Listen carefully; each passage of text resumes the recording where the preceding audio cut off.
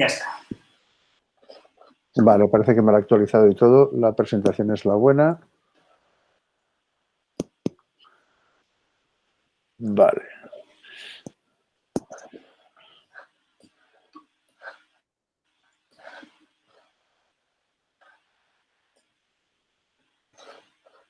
Vale, de momento creo que están todos, porque hay 22 y en la otra marcaba también 22. Vale. Entonces, vale, voy cerrando por allí.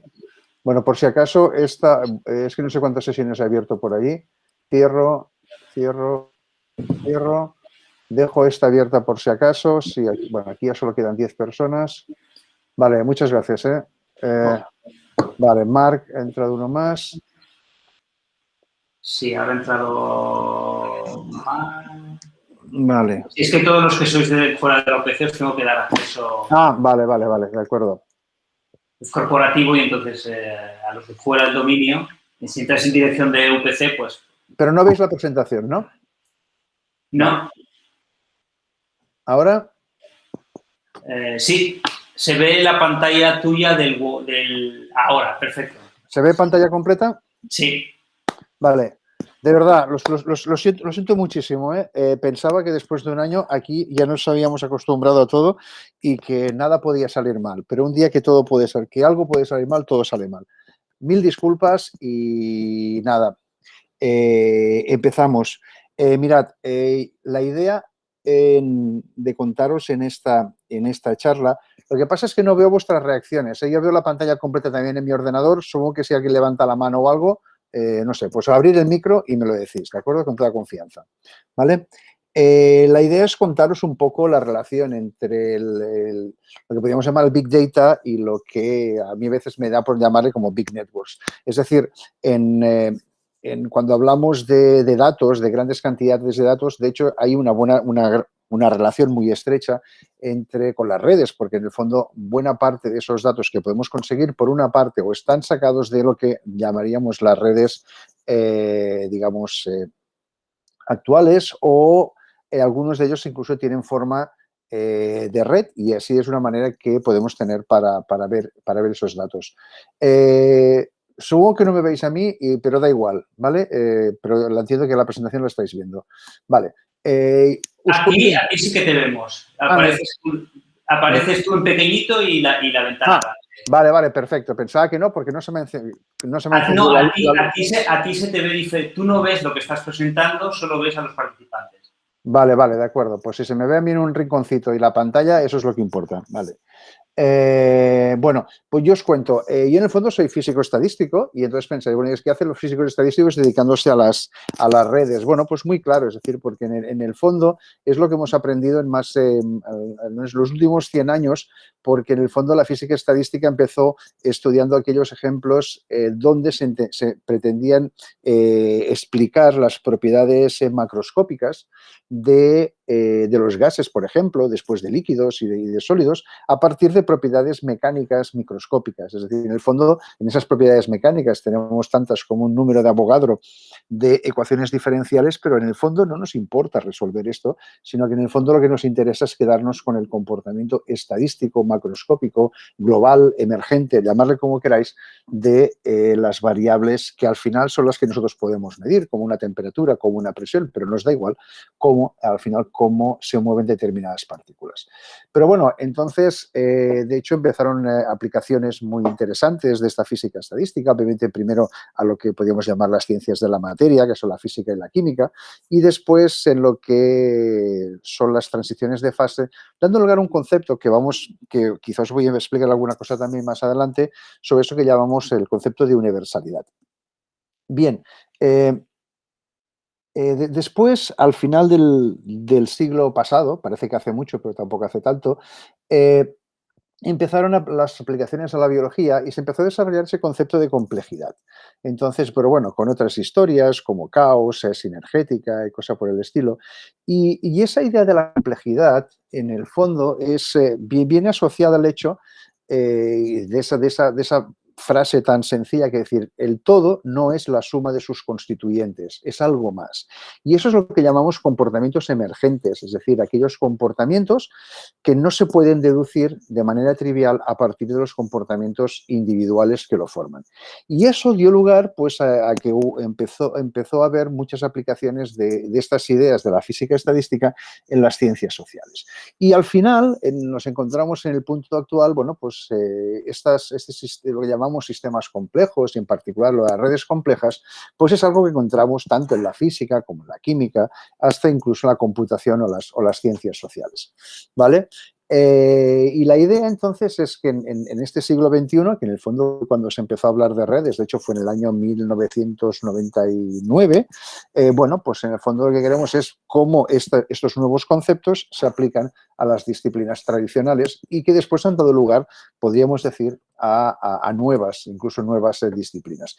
Y aquí podríamos poner muchos ejemplos de lo que son esas redes. No hace falta que los ponga porque ya sé que habéis hecho digamos, algo introductorio con la doctora Laura Igual, pero yo quizá voy a hacer un enfoque un poco diferente. Es decir, todas esas redes lo que tienen en común, ese concepto que tenemos de redes, es que en el fondo hay dos elementos y esos elementos son, por una parte, son los nodos, que son las entidades que tienen un cierto, digamos, bueno, tienen entidades que tienen entidad, y los enlaces, los links en inglés. Yo utilizo siempre este lenguaje más físico, nodes and links, nodos y enlaces, más que a veces en inglés o más en lenguaje más formal, más algebraico, se utiliza como wedges, como edges y vértices. Si en el fondo es lo mismo, pero simplemente el lenguaje es diferente. Os digo por si a veces os suena más una cosa o la otra.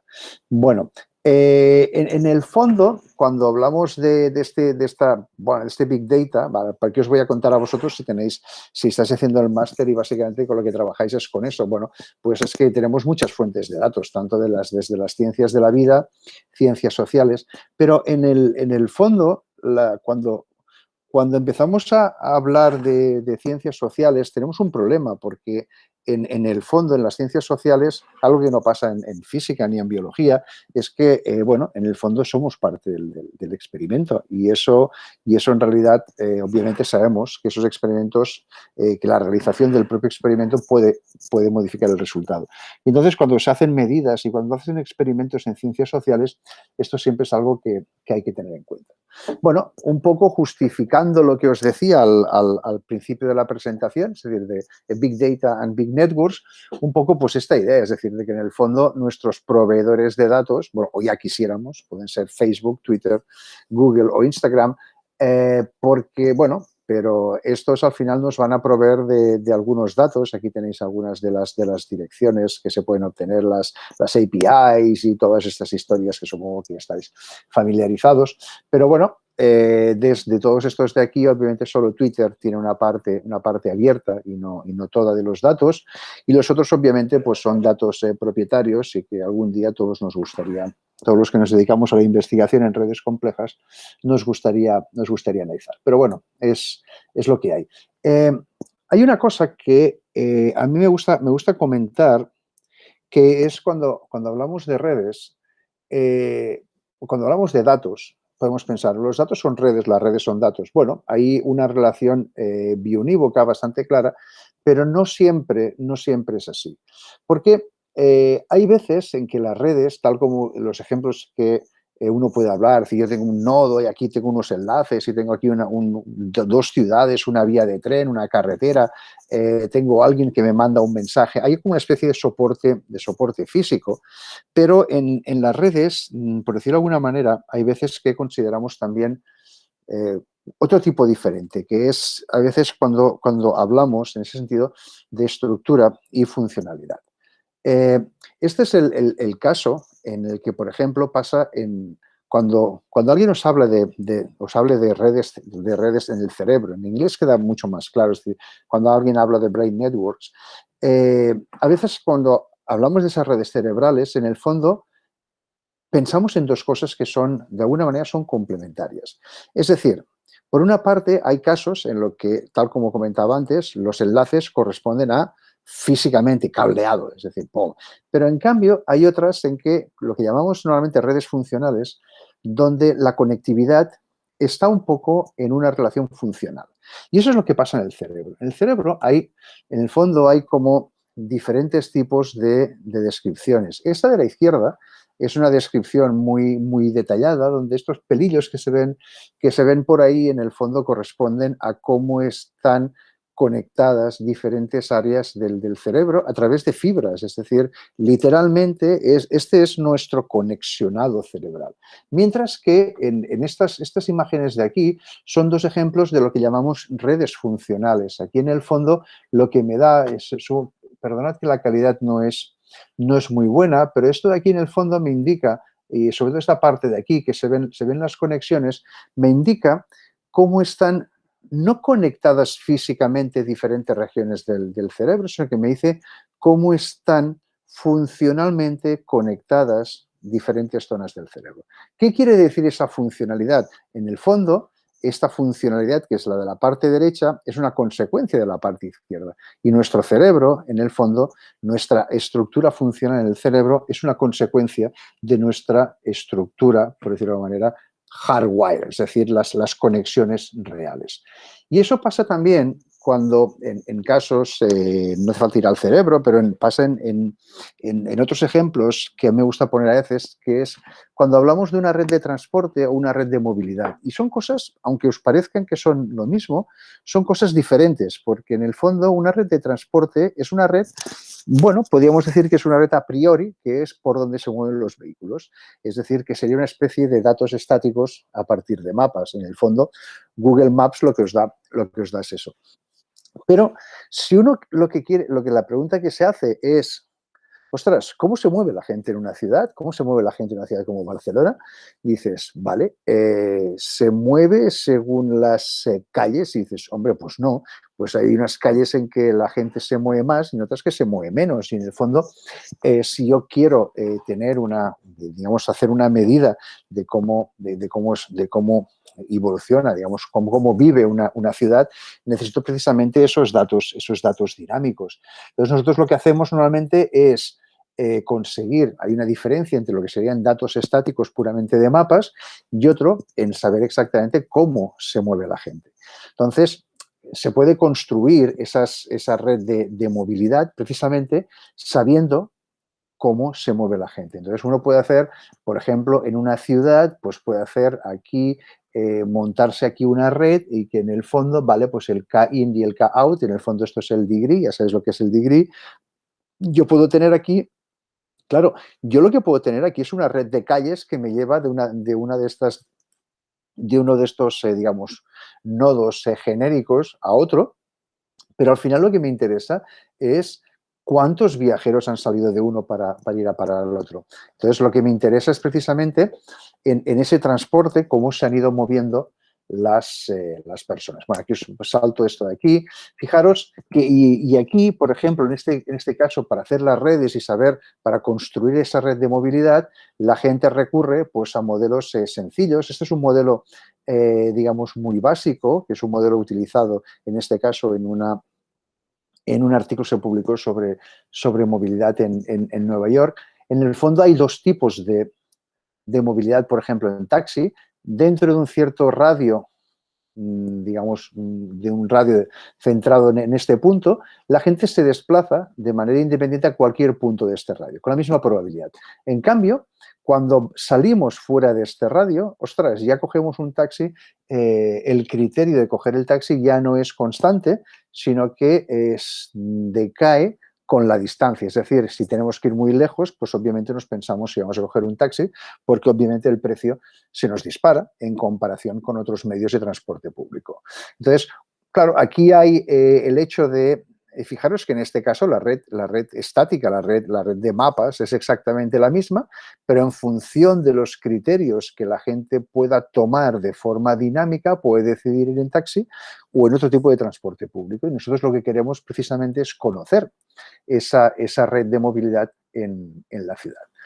Bueno, entonces, después de estos ejemplos, hay una cosa de la que me gusta hablar, que es, en el fondo, cuando hablamos de redes y sobre todo cuando hablamos de las redes como una representación de los datos, porque en el fondo una red es una representación de un conjunto de datos.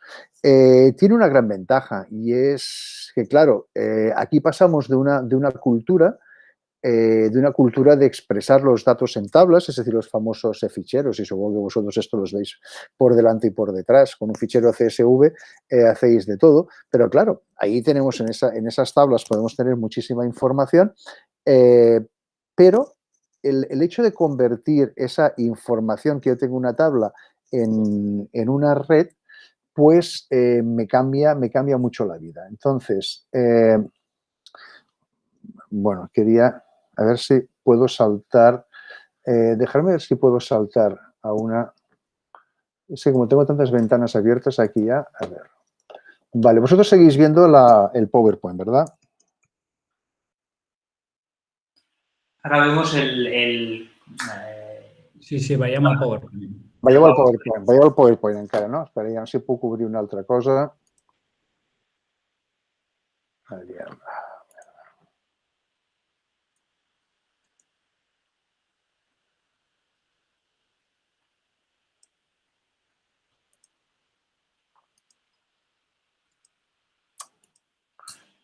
Aviam.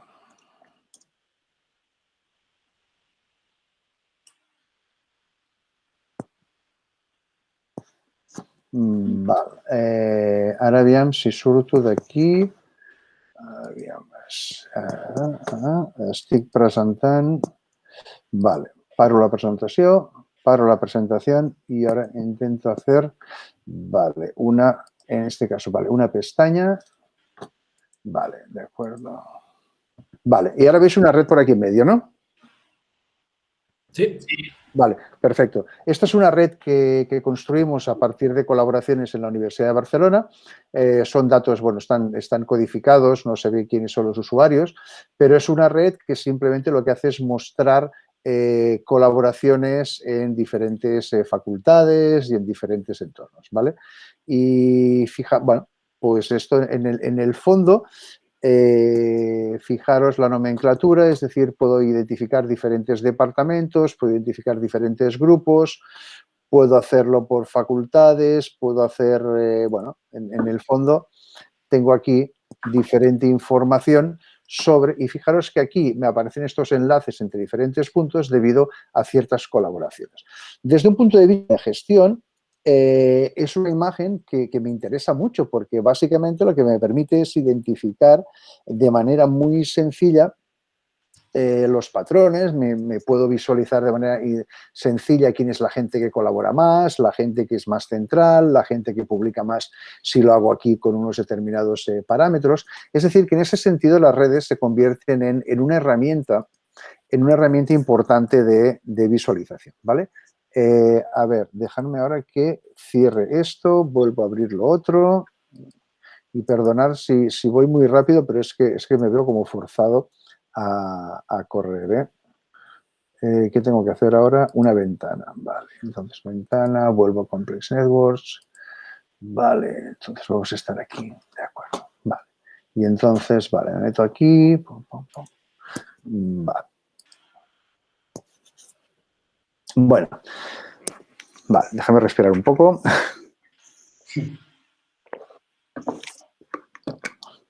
Bueno, entonces, en esas redes, fijaros que aparte de hacer esas visualizaciones, intentar entender quiénes son los actores importantes en esa red, de alguna manera, y eso lo podemos ver a veces a simple vista, pero cuando tenemos redes muy grandes, ver las cosas a simple vista ya no es tan fácil. Entonces nos tenemos que inventar, ¿no? Ya se lo inventaron los sociólogos hace 60 años, unas ciertas medidas de centralidad. En este sentido, la centralidad puede ser tanto local, es decir, a nivel local, quién es más central, es decir, quién, en este caso en la universidad, por ejemplo, quién es el que colabora con más investigadores en la universidad, o de forma global, uno puede hacerse determinadas preguntas, como decir, ¿quién es el individuo que, pues bueno, debido a estas colaboraciones está más cerca del resto de la población? Porque entonces estamos a menos pasos de distancia, ¿no?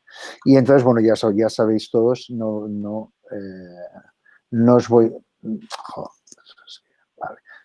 No os voy a revolver nada, que en el fondo Google se hizo famoso, no solo famoso, sino que hicieron su gran fortuna a través de una medida de centralidad en redes. Es decir, el Google PageRank es una medida de centralidad que apareció hace pues algo más de 20 años, y es una medida de centralidad en redes, es decir, en particular en la web, y cuando buscamos una cadena en Google, los resultados nos los muestra precisamente en función de los que cumplen los criterios de búsqueda, pero el orden en el cual nos aparecen es en función de esta medida de centralidad. Bueno, o al menos es lo que era hace 20 años. Yo supongo que esas búsquedas se han ido sofisticando, y además también hay una cosa, yo supongo que el que paga más también aparece más arriba, ¿no?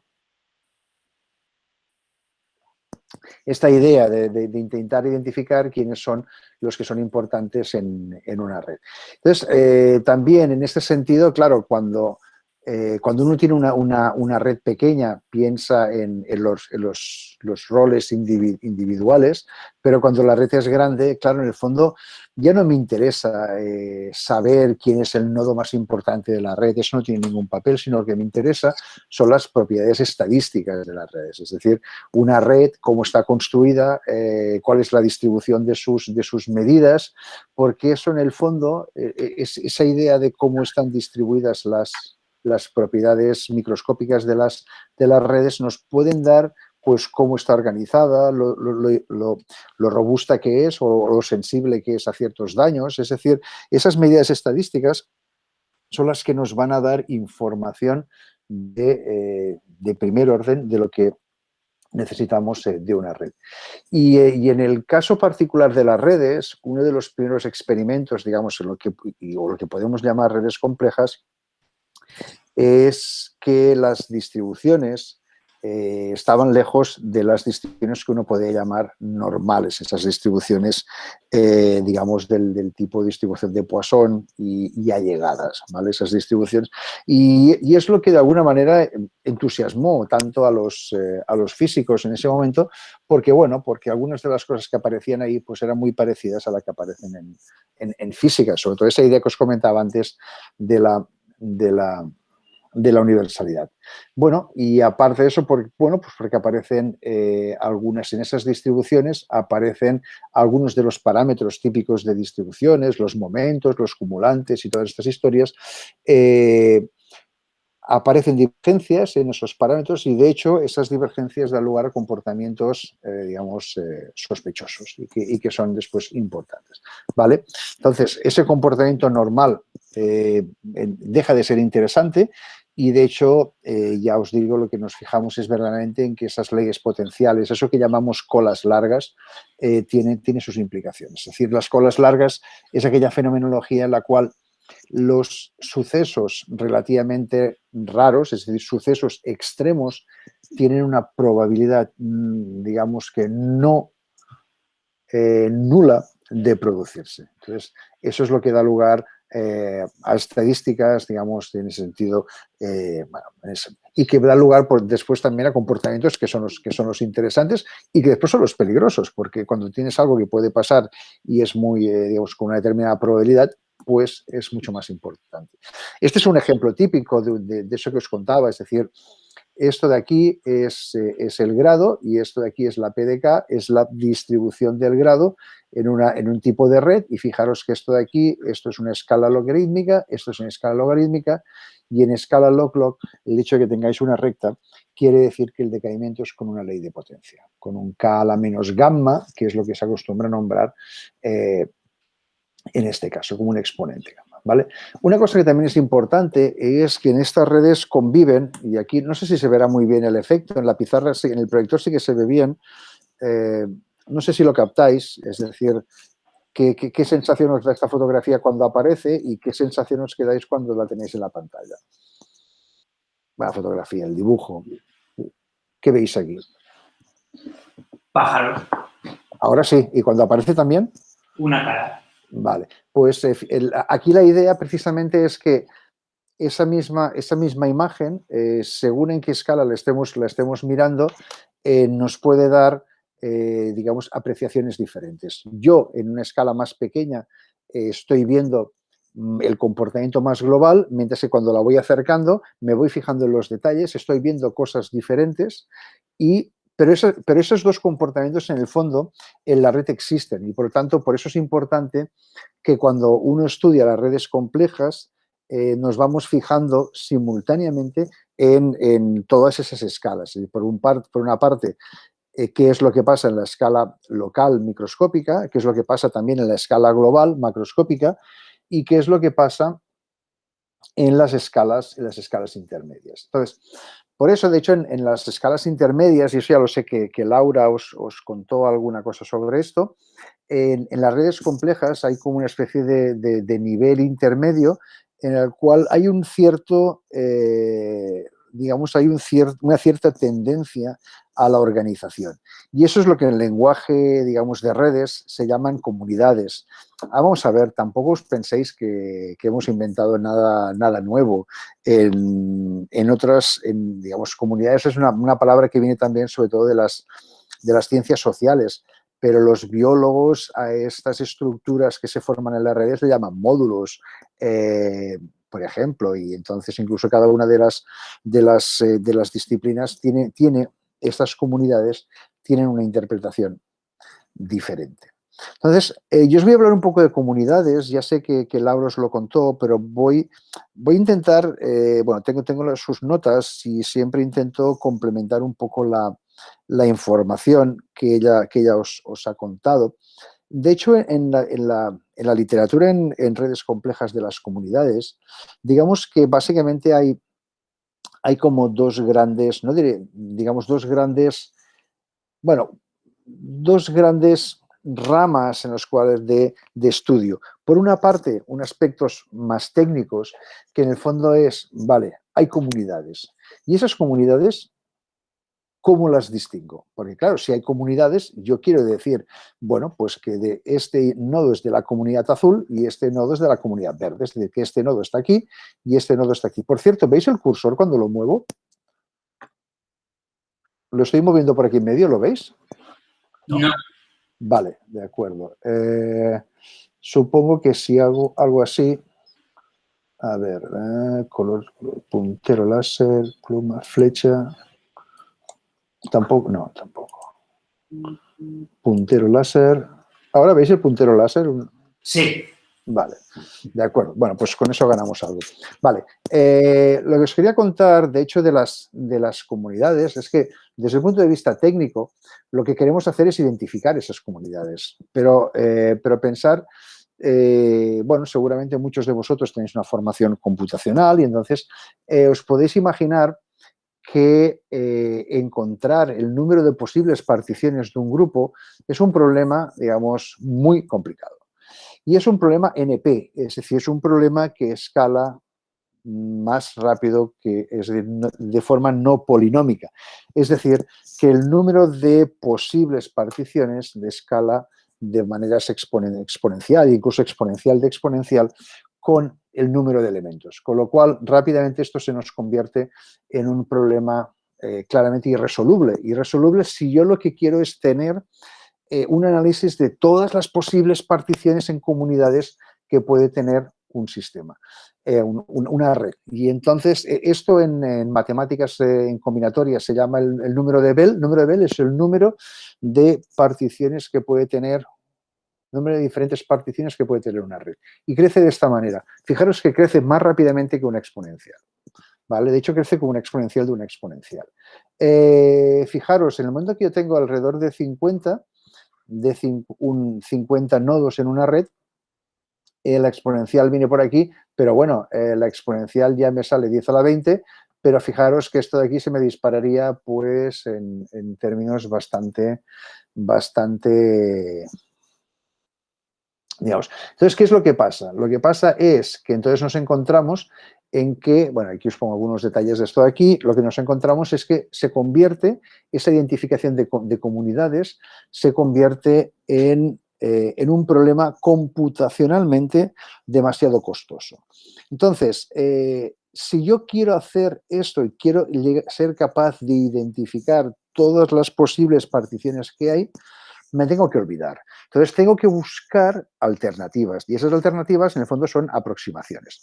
Entonces, la gente lo que empezó a hacer es, bueno, pues intentar definir cómo podían ser definiciones matemáticas de lo que podía ser la comunidad. Entonces, una de las primeras definiciones fue esta de aquí, fue decir los clics máximos. Bueno, ¿qué es un clic? Un clic es, os lo pongo aquí, es un subgrafo conectado con una densidad de enlaces máxima. Es decir, puedo tener triángulos, puedo tener cuadrados, pero en el fondo los triángulos, sí que puedo encontrar triángulos en una red, pero encontrar cuadrados con todos los posibles enlaces internos en una red, eso ya es muy complicado. Entonces, claro, la gente que intentaba identificar comunidades pues con triángulos, vale, bueno, pero con cuadrados, pero nada más, es decir, de que no, bueno, no podías ir mucho más lejos, ¿vale? Entonces, bueno, se propusieron un par de definiciones de lo que son las comunidades, es decir, como dos definiciones, una definición fuerte y una definición más débil.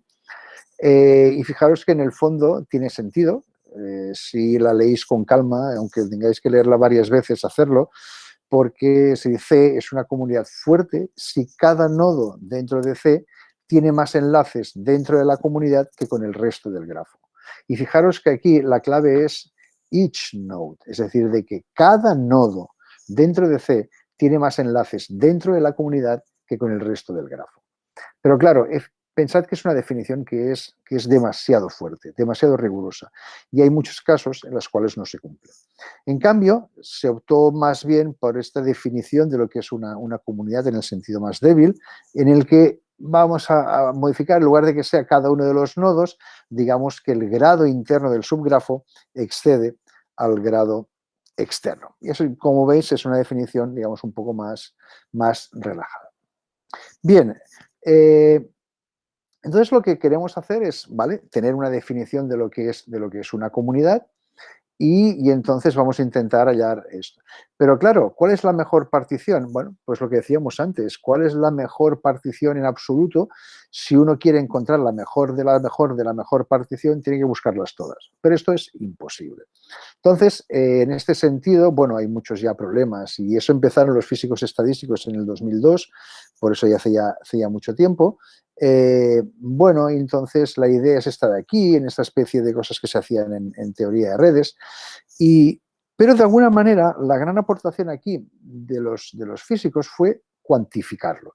Y en esa definición de una cantidad que se llamó la modularidad y que en el fondo me está diciendo, y estos son los enlaces, digamos, esto es una suma, Q es una magnitud que tiene que ver con, que caracteriza a la red, pero también caracteriza a la partición que yo hago de la red, es decir, en qué módulo yo voy asignando cada uno de los nodos. Entonces, yo una vez he hecho esta propuesta, yo tengo dentro de este módulo, tengo el número de enlaces internos y tengo aquí la A sub i, la fracción de los enlaces que están conectados a este módulo.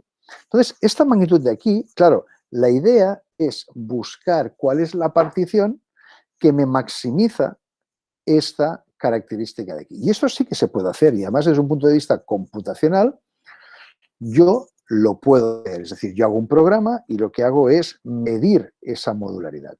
Pero claro, el problema es, para medir esa modularidad, tenemos que proponer una partición. ¿Vale? Tenemos que proponer, decir, vale, tú este nodo, tú vas en el mismo grupo que este de aquí, que este de aquí, que este de aquí, ¿vale? Pero tal como os decía antes, proponer esa partición el número de posibles particiones es muy alto. Entonces, vale, y aquí tenéis unos cuantos ejemplos de lo que es esa modularidad. Fijaros, esta de aquí, perfecto, hostia, es que este de aquí se ve, ¿no? Las verdes por aquí, las lilas por aquí, ¿vale? Esta de aquí sería la partición óptima. Fijaros que en este caso me sale una modularidad de 0,41. Este de aquí, digamos, fijaros que esta partición no es óptima, pero me sale la modularidad de 0,22. Esta de aquí, si digo, va, pues mira, yo soy muy vago y digo que aquí hay una comunidad simple y siempre que tengáis una comunidad de todos, la modularidad os saldrá 0, porque el número de enlaces es el mismo. E incluso puede haber casos chungos en los cuales la modularidad sea negativa, es decir, cuando estamos diciendo que cada uno de los nodos va por separado. Entonces, voy a pasar rápido por aquí. Hay muchos métodos diferentes para calcular las comunidades. En el fondo, lo que es importante, en el fondo, es esta columna de aquí. Esta columna de aquí me dice todos estos métodos cómo escalan. Entonces, en el fondo, es la complejidad computacional que tiene cada uno de los métodos, ¿vale? Entonces, estos tipos de aquí, Newman y Girvan se inventaron unas redes que se podían utilizar como benchmark para hacerlos y, bueno, entonces hubo gente, entre ellos nosotros, que nos dedicamos a medir cuáles eran los mejores métodos. Como os podéis imaginar, una cosa que pasa siempre es que el método más preciso es el método computacionalmente más complejo. Entonces, uno tiene que buscar una especie de balance entre eso, digamos, entre coste computacional y fiabilidad. Vale, entonces, esto... ¿qué sentido tiene hablar de una estructura óptima? Es decir, lo que vamos a hacer, lo que buscamos es maximizar un funcional, como utilizamos normalmente en física, pero también en ingeniería se utiliza esa nomenclatura, es decir, problemas para encontrar el valor óptimo de una determinada función. Esto existe en muchas disciplinas, en ingeniería, en economía y tal, ¿vale?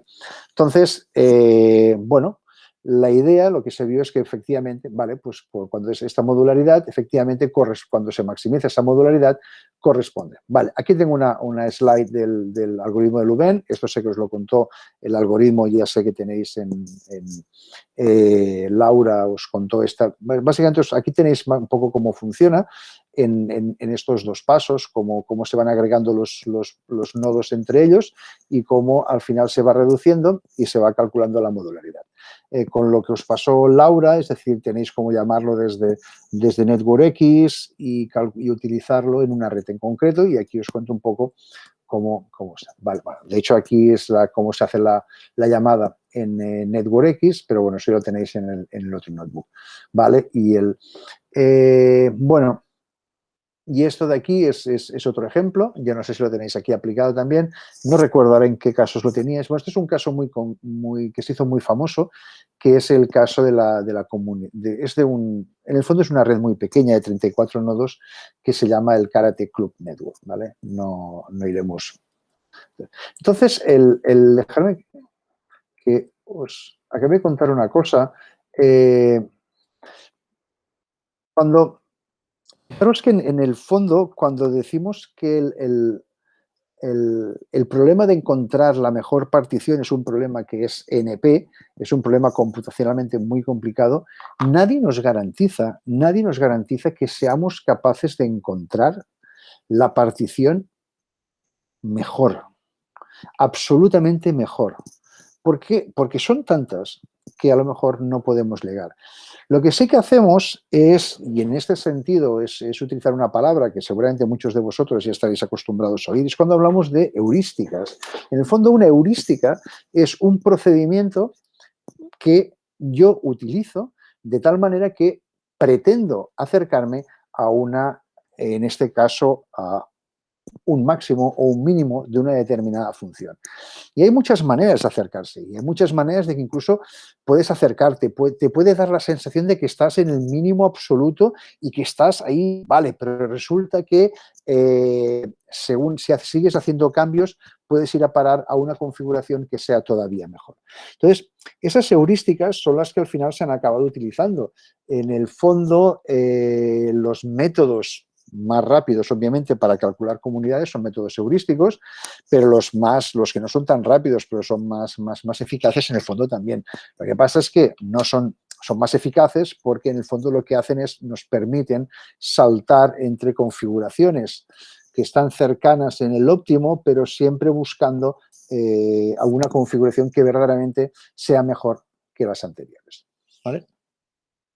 Bien, otra cosa que os quería comentar con respecto a las comunidades es no tanto los aspectos técnicos, los problemas técnicos que tiene el hecho de identificar comunidades, sino en el fondo qué significan esas comunidades. Si el hecho de mirar esa organización nos puede servir de algo. Bueno, la respuesta es que sí, es que en el fondo yo puedo mirar esas comunidades desde un punto de vista, tal como os pongo aquí, un poco de gestión, es decir, nosotros lo utilizamos en su momento para saber cómo una empresa estaba organizada, porque en el fondo la idea es que tanto, es decir, en el fondo que las empresas, una cosa es lo que digamos es la estructura jerárquica de la empresa y lo que podemos llamar el chart, y otra es lo que se llama el informal chart, es decir, la estructura informal.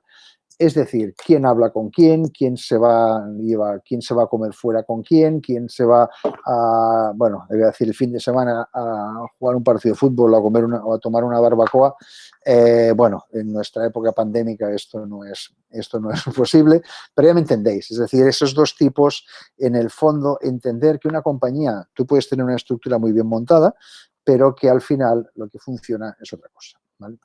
Y nosotros lo analizamos sobre todo en dos redes, la red de correos electrónicos en la Universidad Rovira i Virgili y en otro caso, simplemente, aquí no os daré tantos detalles, es una red que fuimos construyendo a partir de las colaboraciones en un congreso los congresos de física y estadística a nivel nacional. Bueno, esta es la estructura que os comentaba, es decir, esta es la estructura típica de una universidad con sus 6, 7 facultades y uno lo que espera, entonces, bueno, busco una red de correo electrónico de esta facultad y lo que espero es recuperar esto, ¿vale? Bueno, aquello que os decía, en el fondo que es desentrañar, por decir de alguna manera, la red informal que se está organizando. Un poco en esta frase de aquí, que en el fondo son los social ties, es decir, las relaciones sociales que se forman entre colegas y que se van solidificando a lo largo del tiempo, dando lugar a redes que son sorprendentemente estables, ¿vale? Entonces, bueno, como os podéis imaginar, redes de correos hoy en día hay muchas. La nuestra fue bastante pionera en este sentido. Bueno, considerar los enlaces compartidos entre investigadores, sin considerar el spam y cosas por el estilo. Bueno, y al final lo que obtenemos es esto de aquí, ¿vale? ¿Qué es esto? Bueno, esto es informativo, nos da alguna información. A ver, pensar que nosotros de esta red no conocemos nada. Sabemos que son usuarios, los usuarios obviamente, como os podéis imaginar, entonces y también ahora estarían convenientemente anonimizados y lo único que conservamos es el color del nodo que tenemos identificado con la escuela o la facultad a la que pertenece. Entonces, con esta identificación, bueno, vamos a ver lo que hacemos y aquí aplicamos el método de Girvan y Newman. Voy a ir rápido por aquí porque sé también que Laura os contó este método. Básicamente este método lo que consiste en ir cortando enlaces con la mayor betweenness, que es una de las características de centralidad de los enlaces en este caso, ir partiendo, ir construyendo este árbol binario y al final, bueno, pues desde aquí llegamos aquí. Este es nuestro destino. Aplicando el método de Girvan-Newman, lo que obtenemos es esta red de aquí.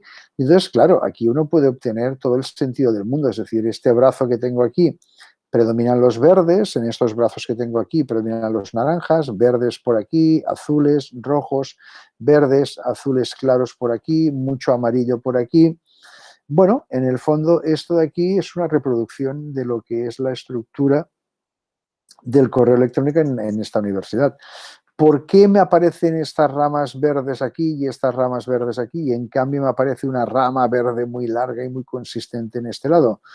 Bueno, porque sabemos que esta rama B pertenece a una facultad en concreto y en esa facultad verdaderamente hay como un departamento muy potente y hay dos departamentos pues que van un poco a la greña. Y en este caso, bueno, pues esto en el fondo...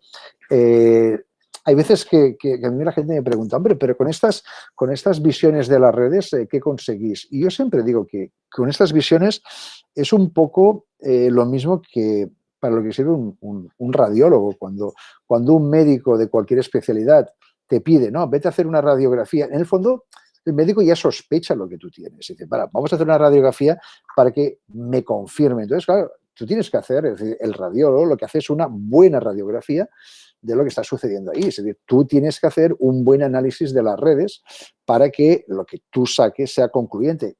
Al final, sí que muchas veces es para confirmar precisamente la opinión que ya venía del otro médico. Pero hay veces en que te encuentras comportamientos que no te esperas. Entonces, por ejemplo, este de aquí, pues vale, sí, estas dos estructuras ya las conozco, estos azules de aquí son los de tal, y estos naranjas de aquí, coño, pues que resulta que son 4 departamentos y este de aquí, pues que va un poco por libre, ¿vale?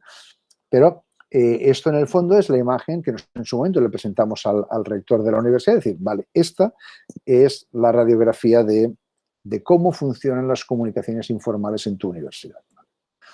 Bueno, entonces, bueno, os podría explicar aquí muchas más cosas de comunidades, pero como ya vamos tarde, me parece que esta parte la voy a ir saltando. Yo os dejaré un PDF con toda el PowerPoint, es decir, sin ningún problema, aunque haya cosas que aquí vayamos un poco rápido. A ver, si queréis, para unos minutos, si queréis hacer alguna pregunta, ya sé que no es como si estuviéramos en una clase convencional, porque si tenéis ganas de ir al lavabo o a echar un piti, pues lo vais a hacer tranquilamente, o sea que no hace falta que pare la clase por eso, ¿vale? Dejadme, escondo un par de minutos. ¿Queréis hacer alguna pregunta o algo? ¿O respiramos un poco? ¿Me dejáis a mí respirar un poco? ¿Algún comentario? ¿Alguna pregunta? 5 minutos para un pitillo. Bueno, dejarme que beba un poco de agua.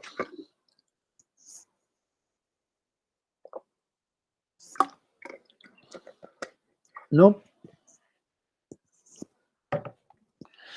Bueno, pues después de los problemas que hemos tenido, todavía nos ha salido bastante bien esto. Sobre todo gracias a Carlos por ofrecernos el Google Meet. ¿Vale? Perfecto. Bueno, ya sé que voy muy rápido, ¿eh? No os lo pregunto, pero soy consciente. Estoy así un poco disparado. Supongo que es la presión de haber empezado tan un poco a contratiempo. Bueno, pues venga, pues seguimos. Supongo que por lo que veo aquí, vosotros seguís viendo la pantalla, ¿no? Seguís viendo la presentación, ¿no? Sí, sin problema. Vale, entonces volvemos. Vale, de acuerdo, perfecto. Pues va. Google Meet va muy bien, ¿eh? Vale, no, pues tal como os decía, voy a saltarme un poco estas historias de comunidades, es decir, se ha trabajado mucho en diferentes grupos, en estas historias de las comunidades, me lo voy a saltar un poco, comunidades a diferentes niveles y sobre todo esto el grupo. En las comunidades también se pueden solapar entre ellas, porque hay veces que no está claro que un nodo pertenezca solo a una comunidad, pero bueno, vale. Entonces, dejadme que os hable un poco aquí porque eso sí que vi que en las notas que me pasó Laura no estaba muy desarrollado. Cuando hablamos de redes, y ahora me olvido un poco de las comunidades, cuando hablamos de redes, de hecho, una de la importancia que ha tenido en el campo de la física, pero después yo creo que por extensión también en otros campos, las redes complejas, es que hemos sido capaces de construir modelos relativamente sencillos que pueden explicar el comportamiento de las redes reales. Y eso me podía ir 20 años atrás, que es donde empezaron verdaderamente a proponerse estos modelos. Y aquí me gustaría que distinguir entre dos cosas. Cuando yo hablo de modelos, claro, yo soy físico, entonces hablo de modelos físicos. ¿Y qué es un modelo físico? Sobre todo comparado, vosotros en el posgrado en el que estáis, tenéis muchas asignaturas en el fondo que también os hablan de modelos estadísticos. Es decir, como tenéis unos datos, en el fondo lo que tenéis que hacer es proponer cuál es el modelo estadístico que puede estar detrás de estos datos. Pero nosotros lo que hacemos desde la física es proponer modelos físicos, es decir, modelos que podemos llamar mecanicistas.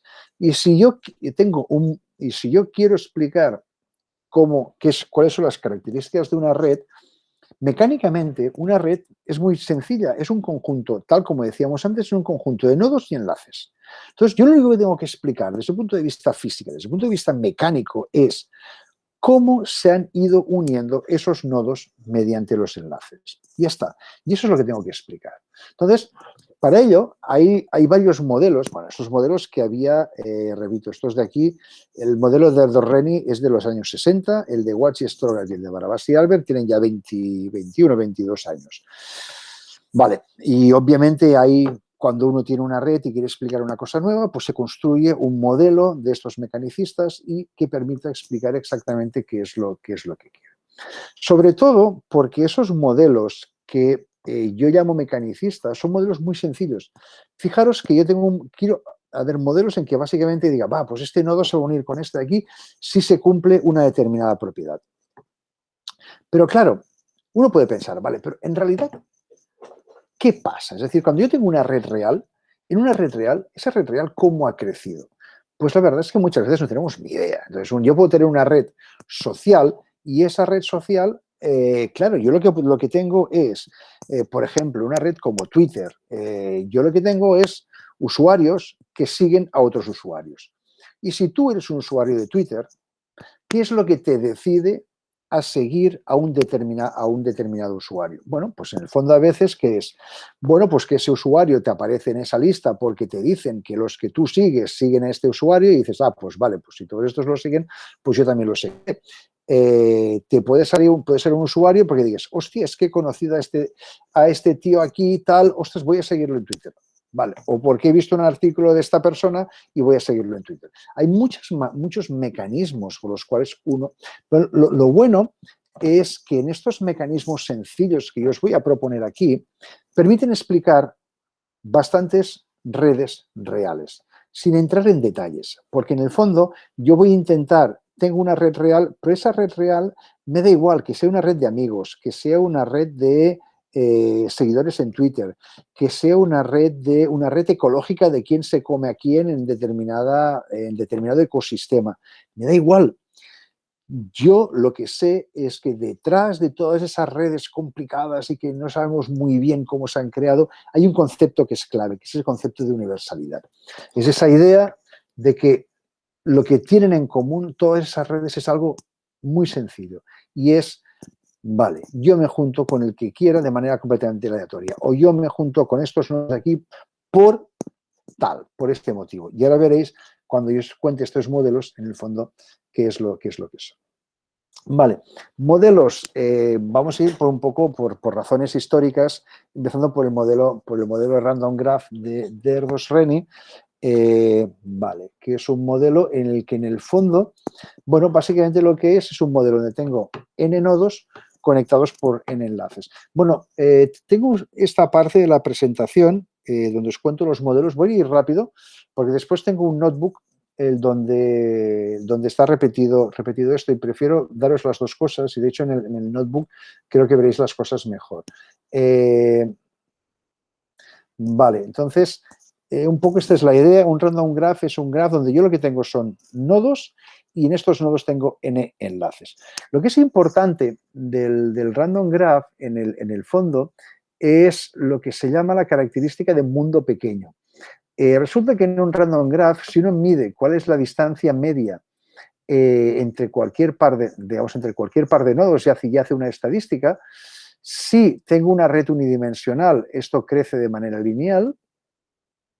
En una red en dos dimensiones crece como la raíz cuadrada de n. En una red cúbica, esto crece como la raíz cúbica de n. Y en cambio, en una red aleatoria, esto crece como el logaritmo neperiano de n. Entonces, todos vosotros sabéis que cuando el argumento tiende a infinito, el logaritmo neperiano de n es más lento que cualquier potencia. Entonces, esto hace que el random network cumpla esa propiedad que llamamos de mundo pequeño, donde la distancia media entre cualquier par de nodos es mucho más pequeña que en una red convencional, ¿vale? Y aquí tenéis simplemente lo mismo, en lugar de una escala lineal, una escala log-log, donde en esto, claro, son rectas, y aquí tengo esta distancia, ¿vale? Bueno, entonces tenéis aquí simplemente algunas de las librerías que en NetworkX podéis llamar para reducir esto, ¿vale?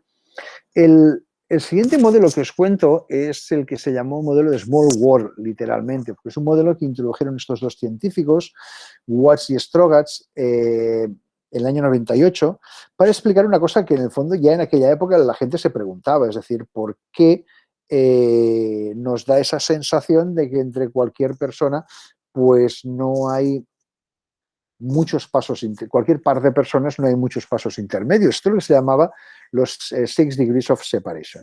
Y hay incluso una página web que se llama el oráculo el oráculo de Kevin Bacon, porque en el fondo era una especie de buscar distancias medias entre actores en películas y cosas por el estilo, y se vio que en el fondo todo está muy conectado, y que cualquier par de individuos en el mundo, cualquier par de actores en películas, pues están a distancias mucho más pequeñas de las que esperaríamos. Y ellos se dieron cuenta, en el fondo, vale, eso es tal como os decía antes, esto es lo que me pasa en una red real, pero ellos lo que querían era introducir un modelo muy básico, un modelo sencillo. Y entonces el modelo que introdujeron es un modelo que para ellos es un modelo que pues, se podía de alguna manera tunear. Tunear quiere decir un modelo que se puede, es que tune en inglés, en castellano sería sintonizar, pero no es exacto. Es decir, es ajustar el valor de los parámetros para que pueda pasar una cosa u otra. Entonces lo que se dieron cuenta es de que hicieron un modelo en el cual básicamente, bueno, después lo cuento con el notebook, básicamente lo que hacían era empezar de una red regular en una dimensión, y lo que hacían es con una probabilidad, era esos nodos que tengo esos enlaces que tengo en una dimensión, reajustarlos, hacer lo que llamaríamos rewiring en inglés, es decir, vale, pues este enlace de aquí lo saco, lo pongo por aquí y tal, y entonces que al ir aumentando la probabilidad de esos enlaces, fijaros, el LDP es esta curva verde de aquí, esta es la probabilidad de hacer enlaces nuevos, fijaros que es una longitud, una distancia media normalizada, quiere decir que cuando la probabilidad es muy baja, la distancia es alta, es normalizada, estaría 1, que es la que tengo inicialmente, y entonces esta distancia baja muy rápidamente, fijaros, al aumentar la probabilidad. Fijaros que esto baja desde 1 hasta este valor, es decir, cuando la probabilidad va desde 10 a la menos 4 a 10 a la menos 2, esto ya ha bajado 5 veces. Ya va la probabilidad de ese rewiring. Y fijaros, esto baja mucho, y en cambio esta recta de aquí, esta otra curva de aquí, que es lo que llamamos el clustering, que es una propiedad de red social. En el fondo, el clustering es la probabilidad de formar triángulos, esa propiedad social que es. Los triángulos, en el fondo, socialmente significan que si yo soy amigo de A y soy amigo de B, la probabilidad de que A y B sean amigos entre ellos es muy alta. Y esto es un fenómeno que se observa mucho en redes sociales. Entonces, claro, ellos lo que hacían aquí, ostras, pues mira, yo conservo para estos valores que yo pinto aquí con el fondo amarillo, mantengo un valor de clustering relativamente alto, pero en cambio la distancia media me ha bajado muchísimo. Y esta zona amarilla de aquí, con clustering alto, distancia media muy baja, es lo que llamaron Small World, ¿vale? Y después el tercer modelo es este del modelo de Barabás y Albert, que es un modelo el cual intenta corregir el hecho de que las distribuciones de probabilidad de los grados que se observan en muchas redes naturales son una distribución potencial. Eso que pongo aquí, fijaros que esto es una escala log-log y una distribución potencial, power log. Esto de aquí es una recta, quiere decir que si esto es un log-log y es una recta, quiere decir que la distribución es potencial. Y eso, fijaros, lo que quiere decir es que cumple esa propiedad de la que hablábamos antes, de que tengo lo que llamo colas largas, de que para valores grandes de K, digamos, el comportamiento es, digamos, la probabilidad de que esos sucesos tan extremos ocurran está bastante por encima de lo que pasaría con una distribución de Poisson o una distribución normal, ¿vale?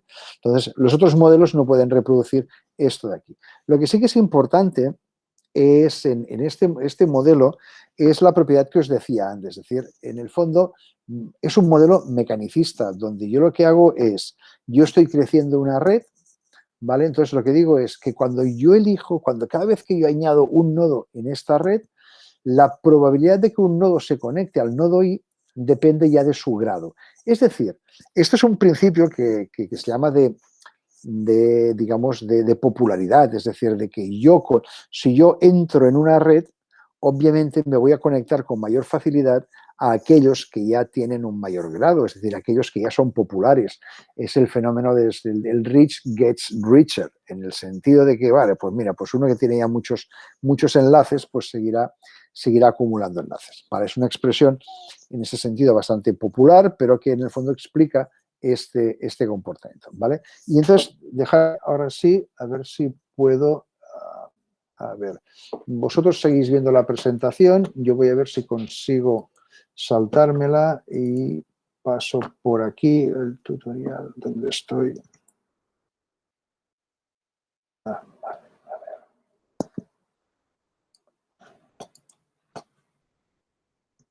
Vale, busco, de acuerdo.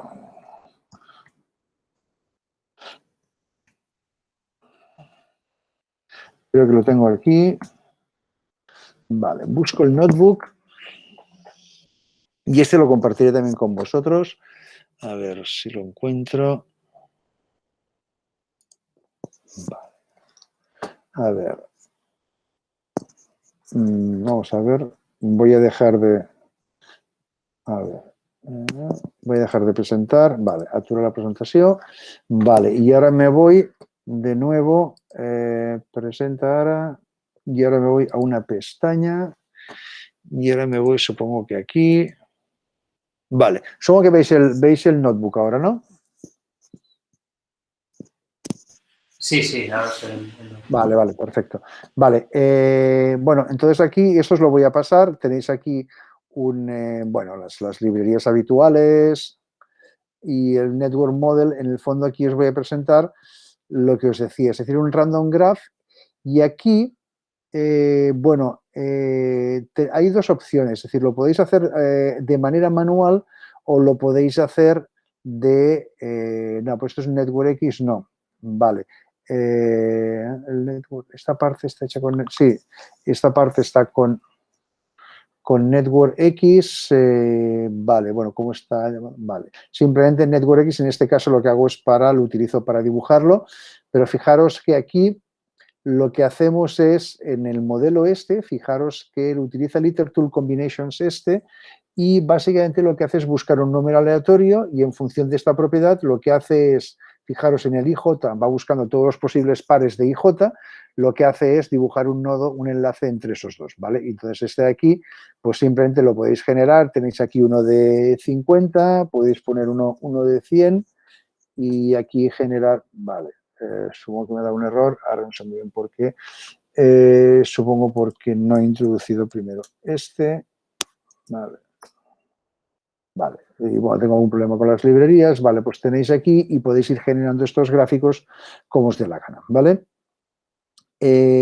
Bueno, y aquí, y esta parte sí que está hecha, si no recuerdo mal, con Network X, vale, es exactamente lo mismo, pero vale, aquí simplemente lo que está es utilizando estas propiedades del Random Graph, ponerlo aquí y en este caso dibujar la distribución del grado de este de esta red. Fijaros que esto de aquí, obviamente, porque son redes, es una red pequeña, pero esto en el fondo debería ser una distribución de Poisson, ¿vale?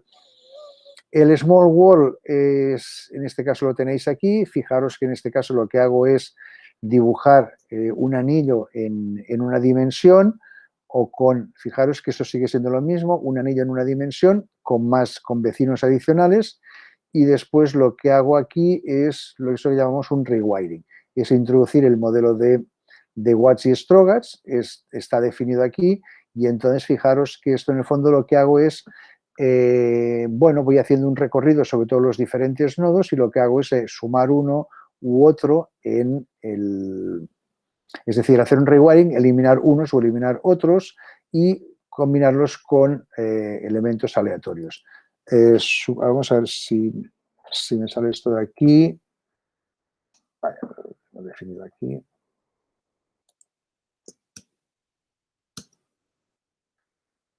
Vale, aquí hemos definido, fijaros, ¿ves? Uno de 200 con una probabilidad de rewiring de 0.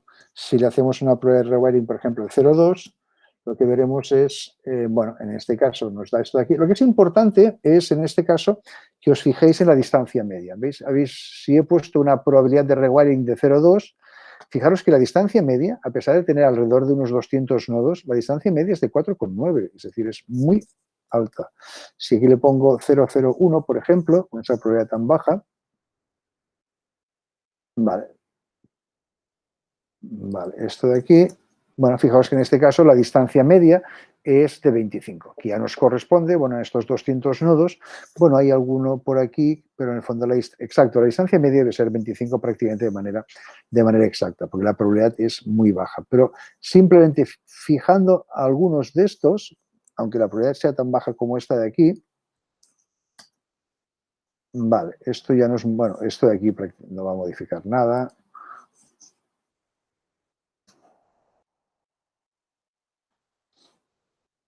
Vale, pero esto de aquí, fijaros, con esta probabilidad ya nos ha bajado de 25 hasta 7.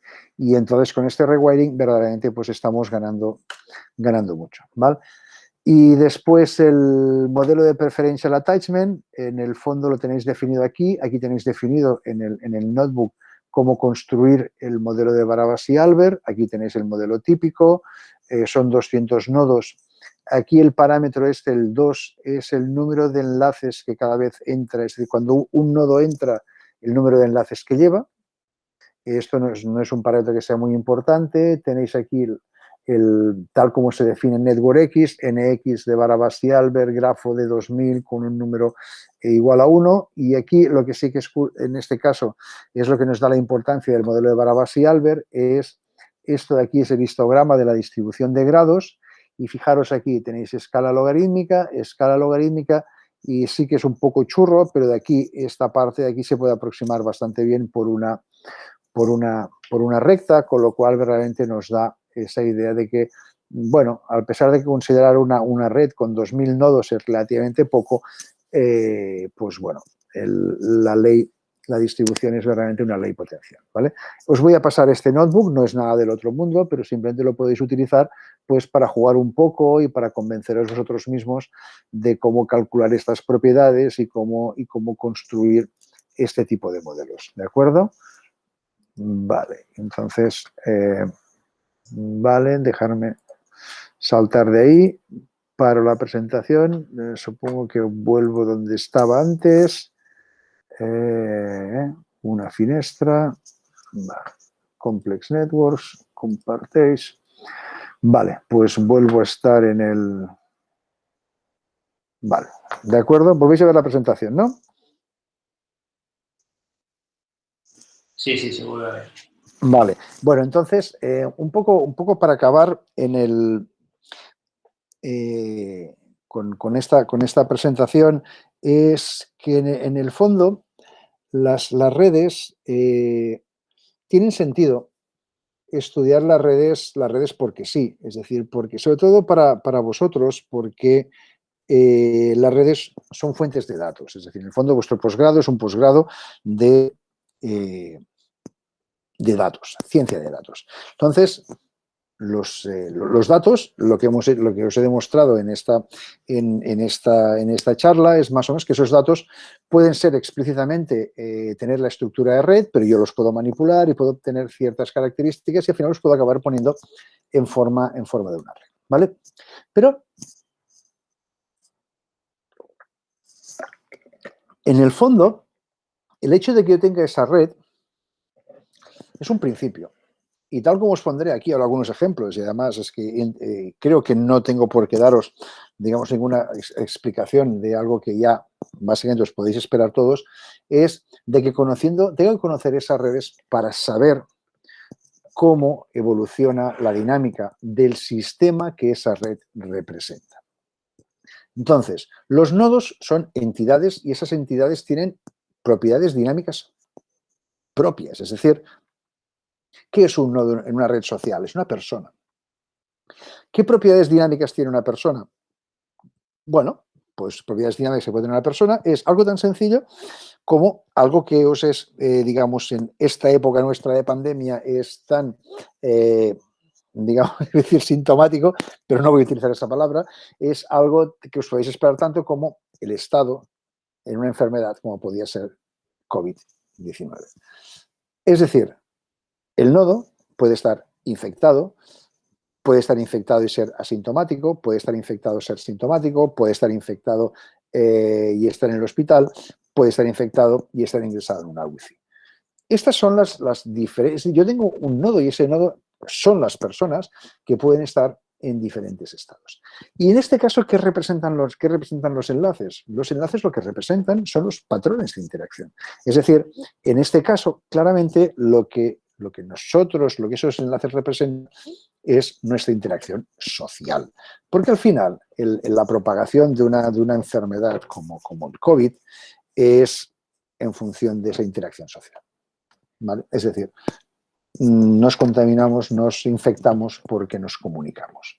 Entonces, ¿qué os voy a explicar de todo esto? Vale, pues esto pensar que tan pronto como fue el 27 de marzo del año pasado, pues hubo gente que decía, cuidado, hay que hacer un lockdown. No, el 27 de marzo sí ya estábamos confinados todos.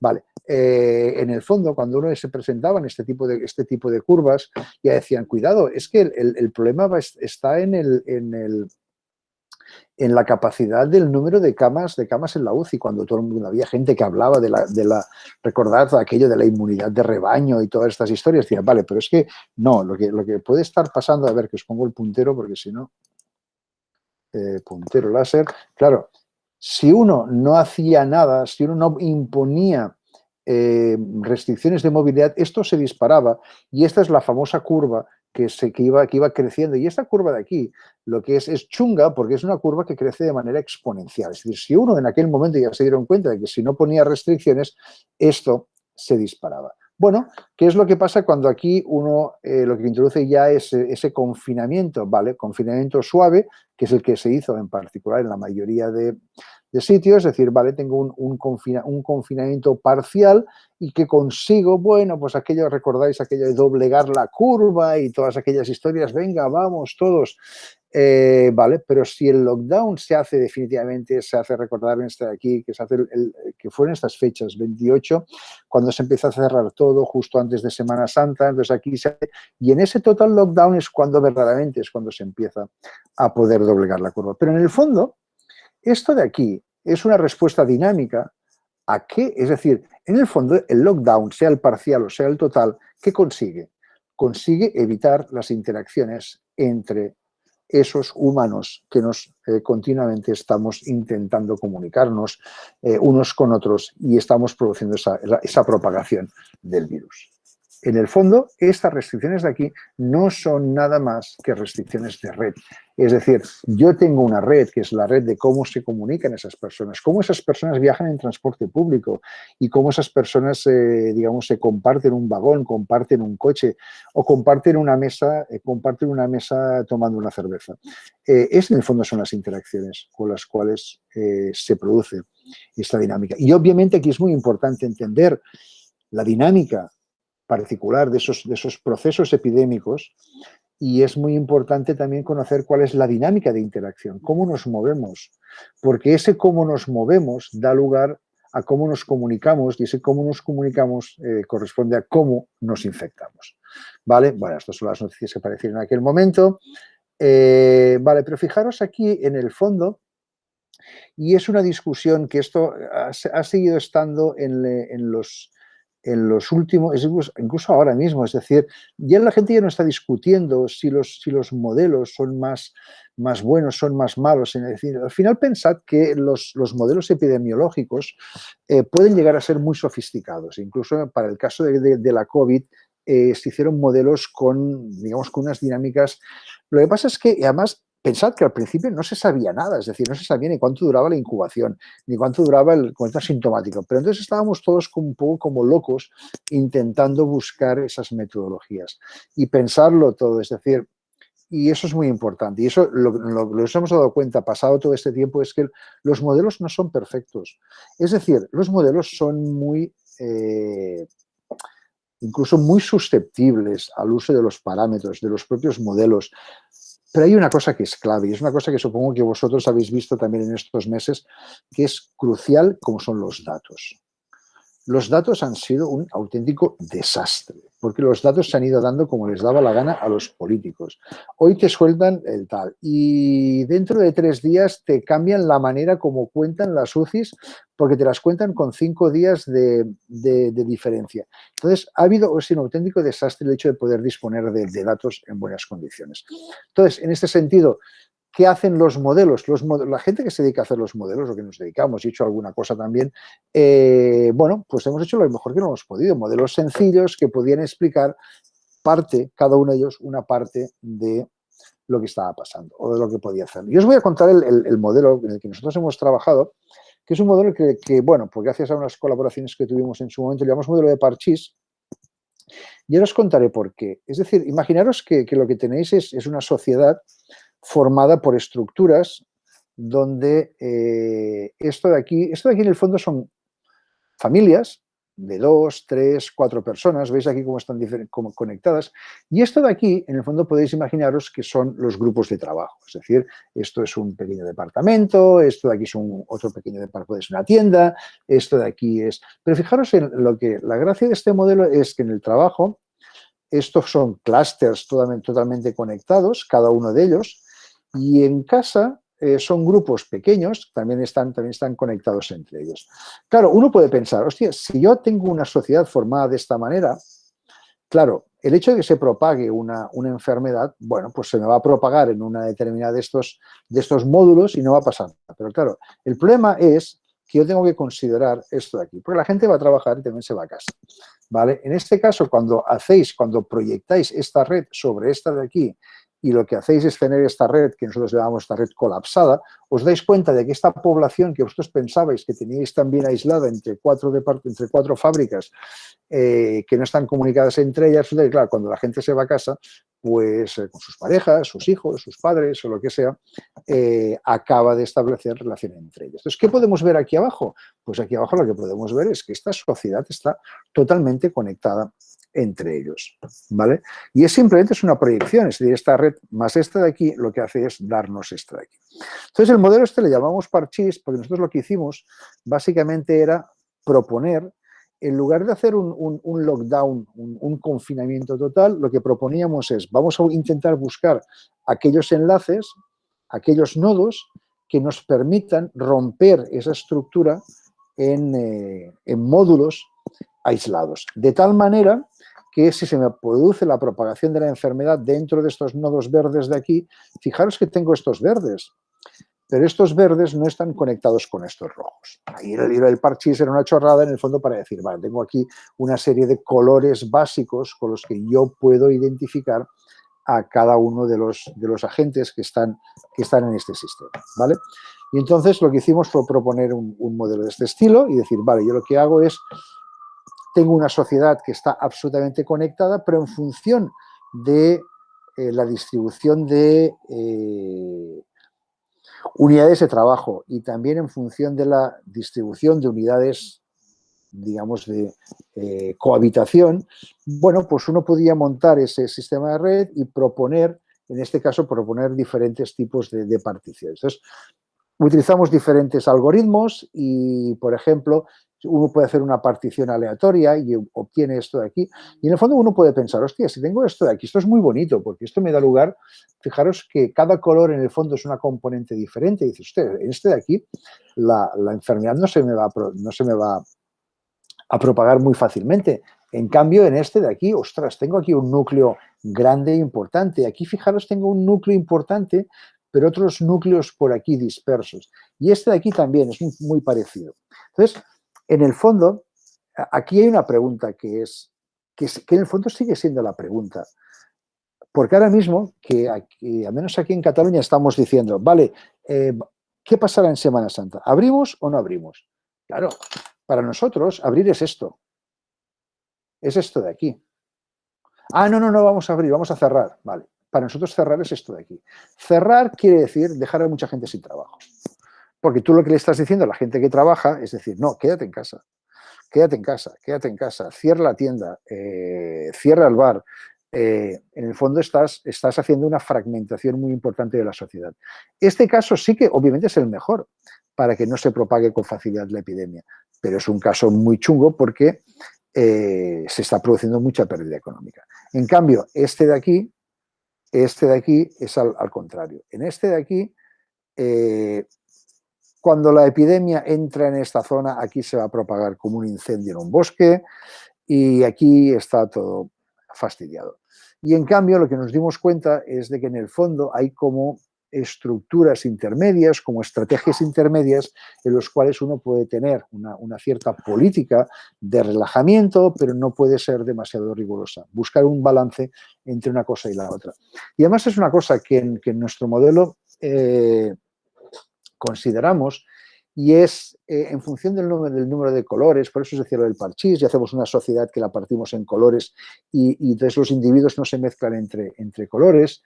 Y es una cosa, es decir, por mucho que intentes hacer una partición y que en esa partición no se pierdan muchos lugares de trabajo, que la enfermedad no se propague, si tú al final ahí lo que haces es decir, la gente dejas que socialmente puede interaccionar, lo que haces no sirve para nada. Nosotros lo que hicimos fue proponer, en este caso, dos tipos de estrategias sociales. Una era decirle a la gente, vale, tú puedes mezclarte con quien quieras, pero manteniendo el color. U otro que le decíamos, vale, tú puedes mezclarte con quien te dé la gana, pero ten memoria, cada día contacta con la misma gente. Entonces, aquí, fijaros que si utilizamos las dos restricciones, aquí fijaros que es lo que el porcentaje de infectados que nos ahorramos, es decir, alrededor del 5%, aquí alrededor del 10%, pero aquí fijaros que nos ahorramos alrededor del 25% si hacemos que verdaderamente la gente sea consciente y no se mezcle con gente de otro color y no se mezcle tampoco con gente diferente cada día. Entonces, lo que sí que vimos es que si tenemos pocos colores, 6 en este caso, es mejor el efecto de memoria que el efecto de color, y si tenemos más colores, obviamente en este caso es más importante el efecto de color que el efecto de memoria, ¿vale? Y estas son dos políticas que en el fondo nos dimos cuenta de que es lo que había que seguir, ¿vale? Bueno, ¿qué os podría contar? Bueno, aquí podría empezar a contaros muchas cosas. El proceso de propagación de epidemias, más que nada porque lamentablemente es lo que tenemos y esperamos que se acabe pronto, si ya vemos la luz al final del túnel. Y bueno, pensar que, por ejemplo, ahora toda la cuestión de las vacunas también tiene sus consecuencias de red importantes, porque hace unos días salió un artículo incluso, y yo creo que ha habido un poco de discusión social sobre este tema, decir, ¿qué conviene más? Esta reflexión supongo que la habréis hecho, es decir, ¿qué nos conviene más? ¿Vacunar a la gente mayor, que son la gente que tienen más, digamos, si cogen la infección, son los que tienen más riesgo de llegar a morir por esa infección? ¿O vacunamos a la gente joven, que en el fondo esa gente joven lo que hace es si son los que en el fondo pueden infectar a la gente mayor, si vacunamos a la gente joven, podemos utilizar ser como una barrera para la gente mayor. Vale, bueno, ya habéis visto que eso no tiene ningún sentido y lo que se ha hecho es directamente proteger a la gente mayor, porque lo que se ha mirado es directamente proteger las vidas, ¿no? No proteger en una segunda aproximación, decir, vale, yo voy a rodear a la gente mayor de gente vacunada, porque ahí fijaros que esencialmente la necesidad de vacunación se dispara. Lo que sí que es importante en este caso es, por ejemplo, las políticas que se están siguiendo en algunos países de que no son de que, bueno, pues en lugar de las 2 dosis me puedo esperar, con la primera tengo un cierto porcentaje de efecto y con 2 veces la primera pues puedo vacunar más gente y el efecto es mayor que si me tengo que esperar a la segunda. Y eso todo se puede simular. De hecho, hay un artículo de hecho que apareció esta misma semana pasada, donde con sistemas complejos y con evoluciones de modelos de epidemias en redes, se estudiaban este balance, es decir, qué es lo que pasa con segundas vacunaciones o generalizar las primeras, ¿vale?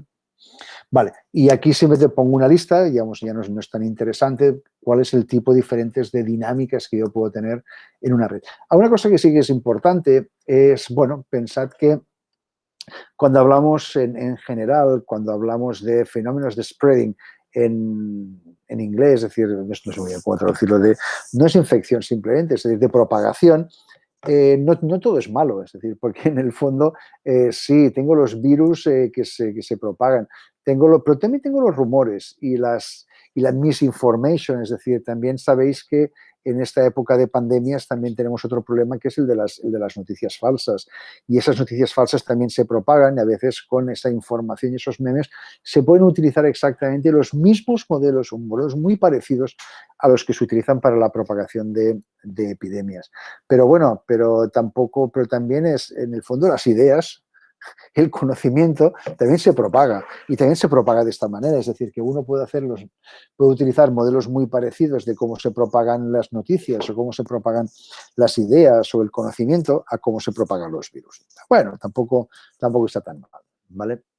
Bueno, uno puede tener en cuenta diferentes modelos basados en agentes, que son, por ejemplo, modelos de dinámica de opinión, de competición de lenguaje y cosas por el estilo que no me voy a entretener ahora, ¿vale? Bueno, y dejarme ya para acabar, con esto ya os dejo de dar la lata, es, bueno, claro, uno piensa y dice, ostras, hace 20 años que empezamos con esto de las redes. Y claro, en 20 años ha cambiado mucho el mundo. Bueno, y en este último año todavía más. Pero nos damos cuenta, y eso, por lo que estáis vosotros aquí también, de que los datos se han convertido en algo que en el fondo alimenta cada vez más, casi que podríamos decir, es como hay gente que dice que es el nuevo petróleo, que un poco los datos es lo que mueve la nueva economía. Los datos, el big data, la inteligencia artificial, porque claro, si tenemos que fiarnos de nuestra inteligencia natural para manejar esa gran cantidad de datos, yo creo que vamos bastante apañados. Entonces hay que recurrir a otros paradigmas. Bueno, y eso os lo digo porque en el fondo, claro, yo los modelos de redes que os he presentado aquí, en el fondo son modelos sencillitos, es decir, vale, yo tengo un nodo, tengo unos enlaces y claro, lo que nos hemos dado cuenta es que cuando uno trabaja con grandes cantidades de datos y cada vez con datos en el fondo diferentes, datos cada vez más ricos, lo que se da cuenta es que esas redes que parecían complejas quizá no lo son tanto. Entonces esas redes necesitamos, diría que complexificarlas un poco más. Entonces, os lo pondré como ejemplo, es decir, más que nada porque a veces es una cuestión de lenguaje. Cuando uno habla de redes interconectadas, cuando uno habla de redes interconectadas, quiere decir que las redes no están solas. Este es un ejemplo paradigmático de la red de distribución eléctrica en Italia con la red de distribución de la información. Esta de aquí es una especie de de sketch de Internet, es decir, de cómo los puntos neurálgicos de Internet en Italia están conectados entre ellos y cómo están conectados con los puntos de distribución de energía. Porque, de hecho, una de las cosas que pasó hace unos cuantos años es que hubo un gran apagón en Italia y que se debió precisamente a esto. Se debió a que empezó a fallar, obviamente todo empieza por un sitio, empezó a fallar uno de los, digamos, de las estaciones y esta estación produjo un fallo en alguno de los nodos neurálgicos de Internet y aquí se empiezan a perder comunicaciones en esta red. Al perderse comunicaciones, es decir, bueno, yo no sé lo que está pasando, podríamos decir un information blackout en algunas zonas, bueno, pues estas zonas lo que hacen es decidir por seguridad apagar sus correspondientes estaciones y así sucesivamente, es decir, al final lo que acabas teniendo es una especie de cascada que te acaba afectando todo el país porque simplemente va arriba y abajo, es decir, porque es una información que va de una red a la otra y entonces es muy importante tener en cuenta esas interconexiones. Hay otra cosa que le llamamos la red de red, es decir, redes de redes. En el fondo, este es otro ejemplo de aquí en el cual yo lo que tengo es básicamente una red de transporte aéreo, pero al final aquí tengo redes, digamos, los nodos son aeropuertos o ciudades, si queréis, y los enlaces son vuelos. Bueno, pero lo que pasa es que en cada uno de estos nodos, en cada una de estas ciudades, yo lo que tengo son carreteras y estas carreteras son los que me determinan esto que le llamamos el commuting network. Es decir, tengo una red a gran escala, que puede ser la escala del país, pero en el fondo, en el día a día, lo que tengo es estas redes de aquí que son las dominantes. Entonces, claro, si uno, el recordarlo, incluso las primeras, la evolución del virus al principio, claro, decía, hostia, esto se produce, claro, en una parte de la China, pero claro, ¿cómo el virus llega a España? Pues el virus llega a España porque llega alguien. Lo lleva. Y ese alguien, cuando llega aquí, a este aeropuerto, no diré que Los Ángeles, pero cuando llega a Valencia, pues porque estaba viendo un partido de fútbol en Italia, recordáis que aquí empezó básicamente con esto, básicamente los casos más conocidos, pues donde hay un tío a Valencia porque había estado viendo un partido de fútbol en Italia, pues claro, se mueve en su alrededor y lo que consigue es infectar a todos los que están ahí. Pero hay que entender simultáneamente los dos fenómenos. Hay que entender cómo volamos, cómo vamos entre países y cómo nos movemos en distancias pequeñas. Y las dos cosas son importantes. Igual que habéis visto antes el ejemplo aquel de los taxis, en el fondo es parecido. Bueno, aquí también es un ejemplo importante que no creo que aquí no tengo el vídeo, solo tengo... Vale, eso es una cosa que se llaman, que en el fondo es muy importante de lo que nos está pasando hoy en día. Esto es lo que se llaman redes de contacto. ¿Qué quiere decir esto? Este es un experimento que se hizo en un congreso con, pues ya lo veis aquí, con unas 50, 60 personas, donde al empezar el congreso se les daba un identificador de estos típicos, de estas tiquitas que llevamos todos en los congresos, pero con un sensor de radiofrecuencia o de infrarrojos. ¿Infrarrojos?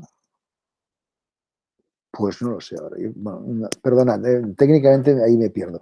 O radiofrecuencia o infrarrojos. ¿Qué es lo que este sensor detecta? Es que si tú eres este nodo de aquí y yo soy este nodo de aquí, hemos estado de alguna manera compartiendo una charla o nos hemos ido a la cafetería y hemos compartido un café y en ese caso queda un registro de esos nodos con quien han estado en contacto. Y lo miramos en nuestra perspectiva actual y dices, ostras, pero es que esto, ahora en tiempos de COVID, es lo que es importante. Es decir, es no solamente saber que... Sí que lo que pasa es que en este caso del COVID hay un periodo de latencia y entonces, claro, uno puede pillar el bicho, pero dentro de ese periodo de latencia, pues no.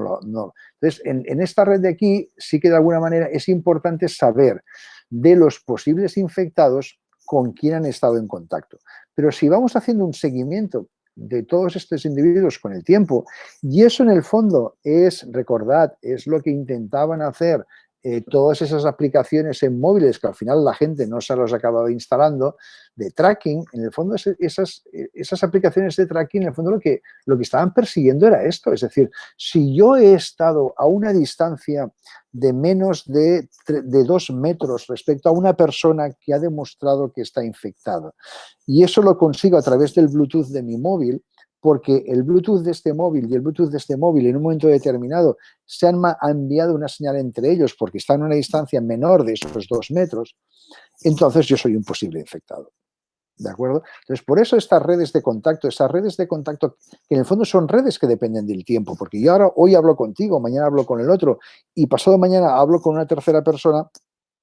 Lo que consigo de esta manera es que, bueno, teniendo en cuenta eso que decíamos, el periodo de latencia del virus en este caso es ir propagando, es decir, entre todos nosotros lo que hacemos es ir propagando el virus.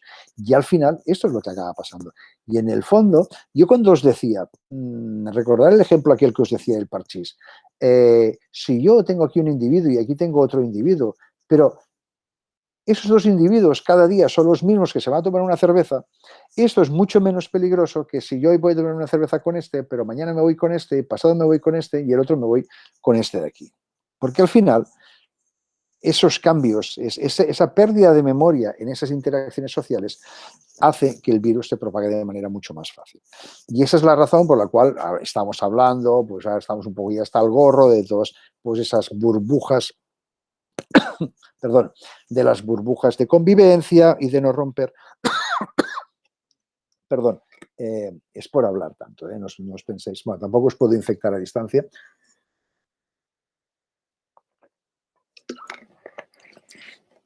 Pero necesito hidratarme un poco de vez en cuando. Vale. Bueno, sí que tengo el vídeo. Me he estado aquí enrollándome. Bueno, podéis mirar el vídeo, lo podéis mirar en esta dirección web. Vale, pero de hecho ya os he contado lo que era, ¿vale? Lo que os decía, los sensores. Vale, ¿qué pasa si tengo ahora? Vale, puedo ir rápido. ¿Veis? Tenéis aquí estos sensores y entonces lo que hacían era medir los contactos reales, ¿vale? A ver, déjame que ponga un poco más. Nada.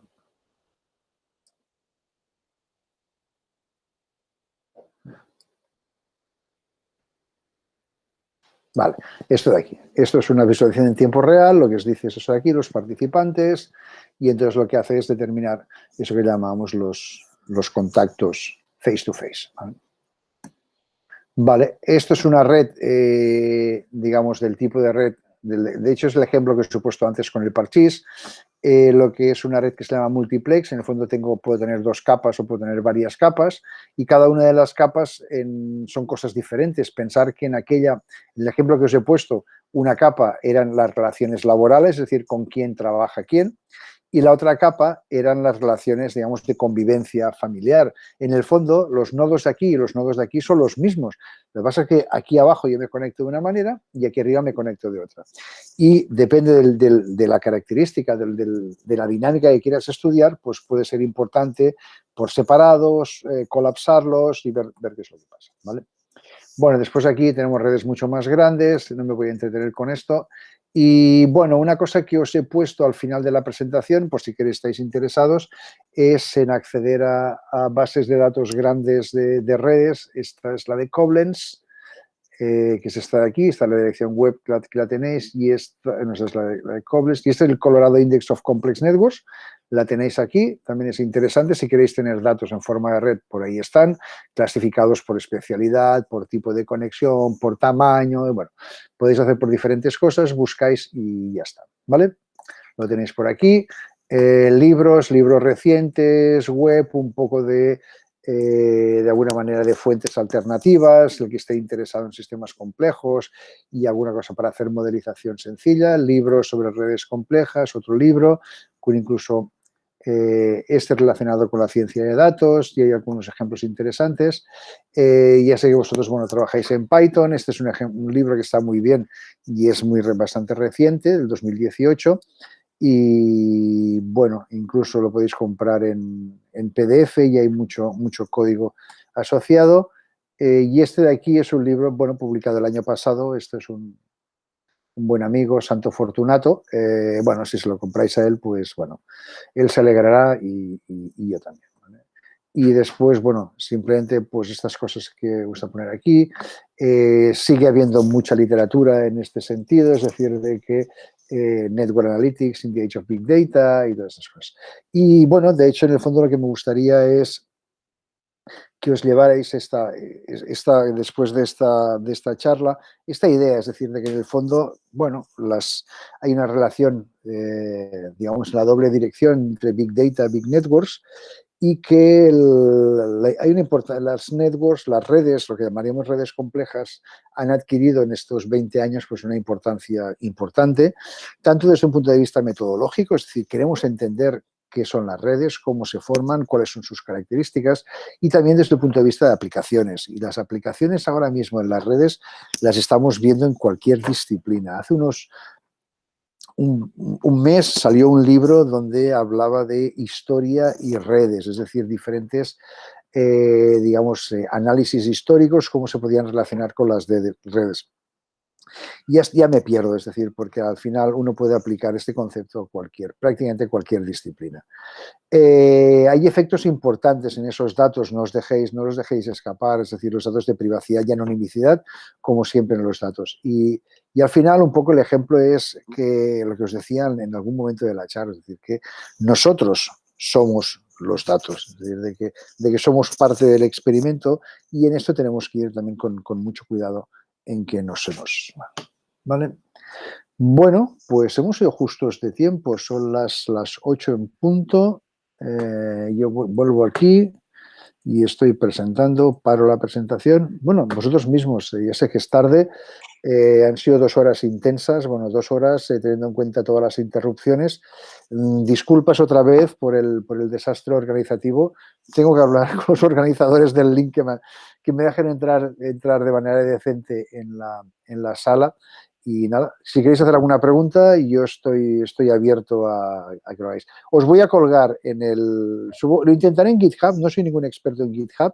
Si no lo consigo, bueno, como estáis en el curso, os puedo mandar un mensaje para todos. Y bueno, y entonces cuando mando un mensaje, si no lo cuelgo en GitHub, lo intentaré colgar en el campus virtual como los más viejos es el recurso que seguimos utilizando. ¿Vale? Vale. ¿Queréis preguntar alguna cosa?